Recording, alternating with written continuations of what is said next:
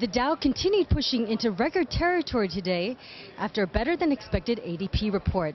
Now, Mark, the breadth was pretty good, but volumes were light. Are there any warning signals right now that this rally could be short-lived?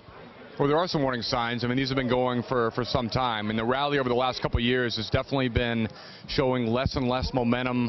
The breadth has gotten weaker, and volume has been a concern, and that's happened over the last couple of years. It hasn't just been a recent phenomenon.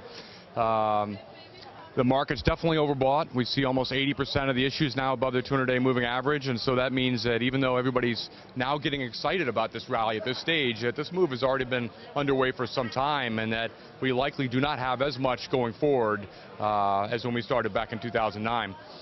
Sentiment remains a concern. That continues to be bullish, and it's gotten even more so just in the last couple of days as people think that now the Fed is providing this safety net, which can always serve to help the market at any given time. So you see common indicators like market vein, AII, investors intelligence. Those have all gotten to levels that in the past have marked market peaks, and so that's another concern. You look at the market the last couple of years, and Europe typically starts to lead the decline, and we've seen that also here in late January when we saw the Euro Stoxx 50 drop, the Dow tailed off. The U.S. is really the lone source of strength, and recently, we attempted to pull back a little bit, and now we're right back at new highs with the Dow. So we haven't really seen the strength here, but there are some warning signs. One thing I want to point out is that if you look at the Dow or any other index in non-dollar terms, a lot of this rally over the last few years has been because we've seen a hugely depreciating dollar, not only since 2000, but really since 2002. And so if you look at it in multi-currencies, we're nowhere near the 2000 peaks, nor the 2007 peaks. So that's an interesting point. So you talk about a real lack of purchasing power. It is important in dollar terms. Yes, the Dow's at new highs. It joins the industrials. It joins the utilities. To have all these indices on equal footing is definitely a good sign. But there are warning signs that simply haven't been really alleviated by this move to new highs. And so those are going to continue to be a concern. And if we do see a pullback, would you say that it would be a dip, or could it be a 10% correction that some people feel has been long overdue?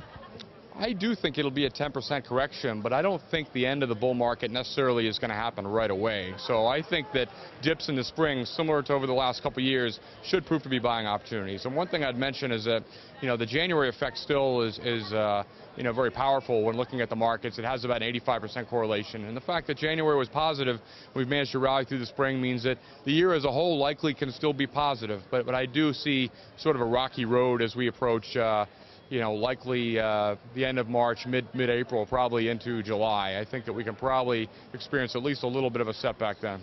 And it looks like over the next few days, one thing to look at is the possibility of a bottoming of the euro versus the USD.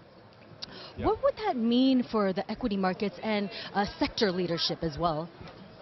Well, that would go a long way towards potentially saying that the rally maybe has a little bit more to go. I mean, if the euro starts to rally in good fashion, that really takes a lot of the pressure off the European markets. And we've seen CDS start to back up a little bit. The European yields have pulled back, and so that's definitely a good sign. You'd also see as the dollar starts to turn down, that likely commodities would also start to participate. So you'd see that materials which have been under pressure for 6 months can finally start to work again. And so everybody's looking at the fact that energy and industrials have participated, but we haven't seen the materials move.